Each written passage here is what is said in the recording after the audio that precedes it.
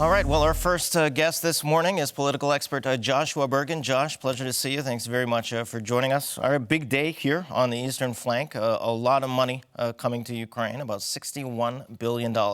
Although not all of that is going directly into Ukrainian coffers, is it? Indeed. Thanks for having me this morning. Of course. This bill has always been about military aid, and much of that is about the U.S. spending money on replenishing existing weapon stocks and circulating out items that are set to expire, other items that are not necessary to the portfolio. It's not to say that they aren't top-end equipment. It's just saying that this is not exactly, it's not certainly not a direct appropriation to Ukraine. It's about supplying it with the military resources it needs to project force. That's right, and this was finally passed. I remember talking to you back in October. Indeed. You were saying, oh, maybe it'll pass before Christmas, most likely not. But you know, we were hopeful by February, right? Yeah, we were hopeful that by February everything will be done. And the Senate passed their version in February. They did. The Senate did. Yeah, but not the House. Stuck in the House. Yeah. So finally, here we are, the end of April. Finally, after all this. Well, for what it's worth, there's House passage. It still requires resolution with the Senate. The Senate has to go ahead and amend its bill and repass that, which we expect to happen this weekend. The Senate leader, Majority Leader Chuck Schumer has basically committed that, but I wouldn't celebrate prematurely. I would have because everyone's treating this as a fait accompli. I mean, it's understood. I would have the bubbly on ice, ready to pop the cork, but I wouldn't pop the cork just yet. Okay. That's not to suggest that anything will happen. The Senate's committed to it, from everything I understand. But as they say, it isn't over until the fat lady sings. Wait till the ink's on the document. All right. Okay. Well, good point. Good point. Now, this wasn't the only bill that passed. There's the Ukraine bill, but a number of other ones. There's also various sanctions that are being imposed, not only on Russia, but also China and Iran. What do we have in these bills?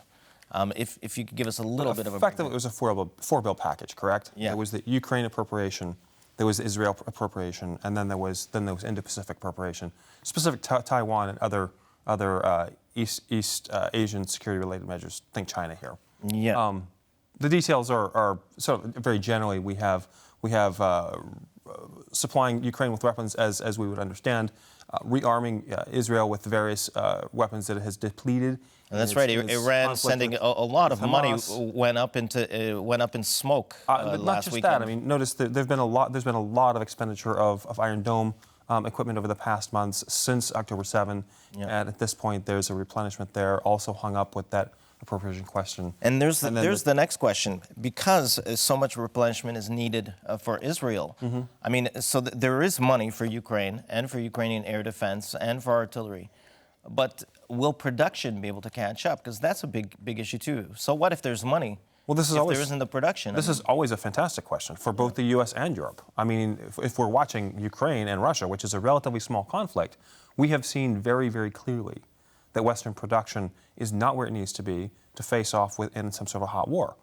The West has, at least the U.S., has focused primarily on precision bombing for the last number of years, sort of jettisoning the notion of just mass, just sending large volumes of.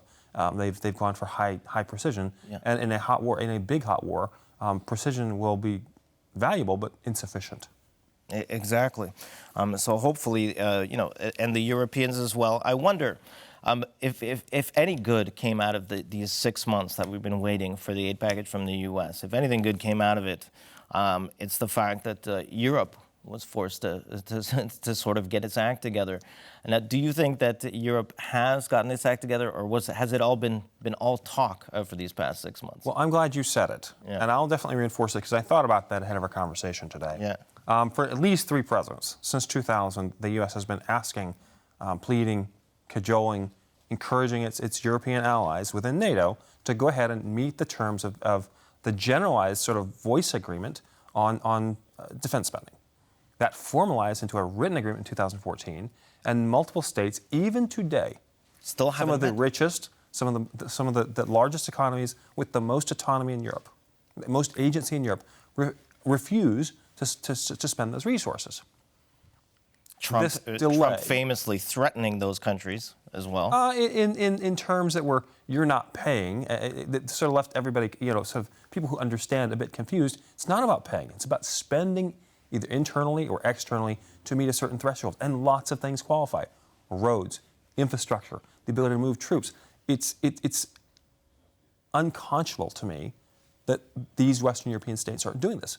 As much as there's been screams of complaint that the U.S. isn't meeting, the notion that the Europeans haven't done it either is mind-boggling to me. And I'd like to add one additional point, and that is, as the Europeans in the sort of mid-2000 teens were being pushed, rather than taking it on with responsibility, there was all sorts of talk of strategic autonomy. Almost like, I'm using an American metaphor, and I'm sorry for this, almost like a teenager whose parents are insisting, you know, you need to pay for your car insurance and gas. Okay, fine, I'm going to move out. Yeah. Moving out is not a solution when you lack the resources to fully stand up the defense you need.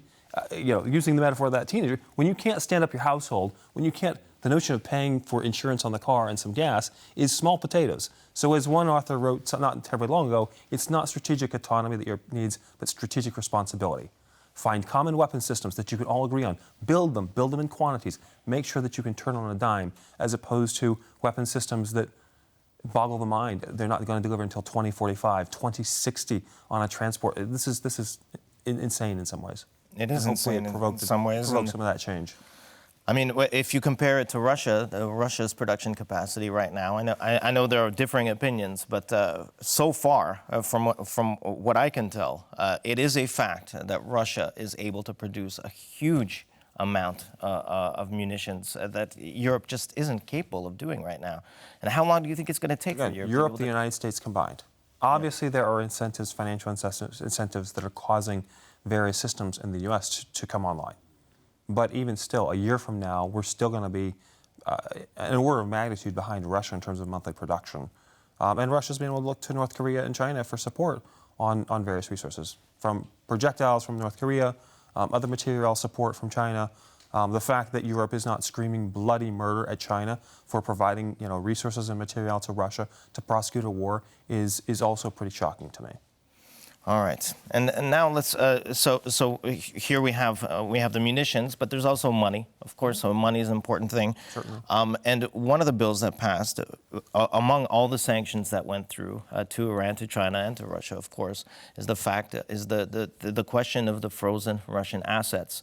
And in this bill, it makes it possible to sell these frozen Russian assets to raise funds for the war, for Ukraine's war effort.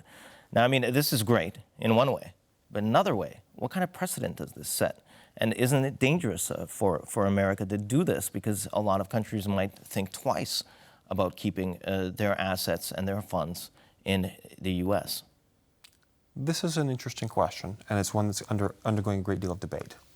If we're talking about fairness, how much investor capital went into Russian oil and energy over the last 40 years? But basically, think end of the Cold War. That was basically reappropriated by the state. If we're talking about fairness, let's look at how much, sort of arm's length Russian cyber attacks impact Americans every single day, and Western Europeans. If we talk about fairness, I understand there's some sort of legal precedents, that lines that perhaps we want to be careful about crossing, but this is an unprovoked war with people that are largely benefiting from this war. Show me a children's hospital that's going to be damaged by this reallocation of funds in Russia. Show me a pensioner that's not going to get their due because of this. You can say that. I mean, you can certainly see this. Retirement funds and others that were tied up in those investments in Russia that were reappropriated by the state, or they're being stolen by Russian cyber offensives, the thousand cuts approach. Do I like it? I'm not in love with it, but I think the West has generally been too careful with Russia, too unwilling to offend.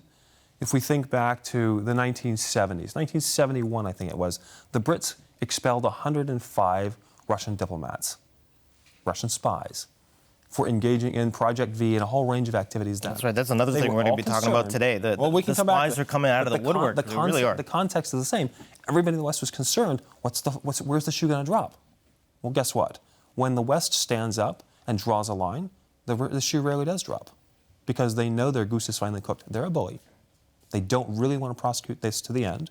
And if the West goes ahead and gets tough and takes some of that money, or it takes the interest from that money, or whatever the allocation may be, It's a hard game when you engage in war, and there's consequences. There are consequences, but this will be a clean. This will be, I think, a bigger break, and this will be a bigger deal, I think, than the aid for Ukraine. The aid for Ukraine was sort of an expected for sure, because thing. you're but taking the money from oligarchs. Yeah. This is not Russian. This is not Russian national assets. This is not the retirement funds of pensioners. These are oligarchs scattered around the world. Is it not? I assume In that many most cases, of it is. This is personalized money. I mean, again, nobody in Russia actually owns assets or money. They just hold it for a short time during their lifetime. It's not about I think most people legacy. in Russia know that, yeah. So the stuff that's overseas is sort of their golden parachute. It's their get-out-of-jail-free card if things go south in Russia. Frankly, for a long time, we've dignified the notion that they pillar the West while sending their students to university. They pillar the West while getting internships for their children at the EU. They pillar the West while having apartments and investment properties and high-end vacations. So, come on. Yeah. Well, do you think, okay, just a final thing. Are we like for real now entering another Cold War? I'm not concerned about a Cold War with Russia at the moment.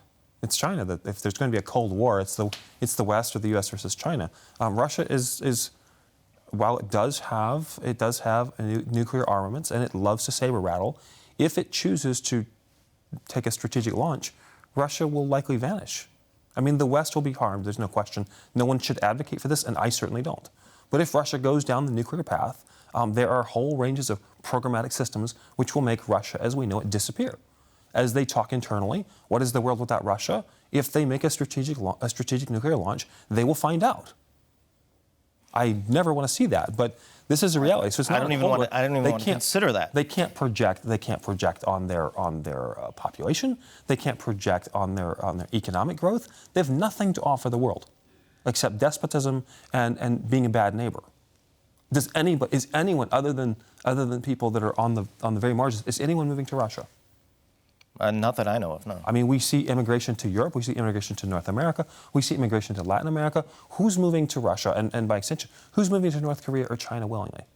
These are not places that are attracting the best and brightest. So in so much as they cannot advance themselves through normal growth, they're advancing themselves through negative behaviors. And, at this point, I don't see Russia as big enough to engage in a serious sort of Cold War. All right. Well, and speaking of a tiptoe towards a Cold War with China, within this sanctions package, there is the ban on TikTok. But we'll get into that at a later date. Josh, always a pleasure having you. Thanks so much for taking the time this morning. Conrad, nice to see you, buddy.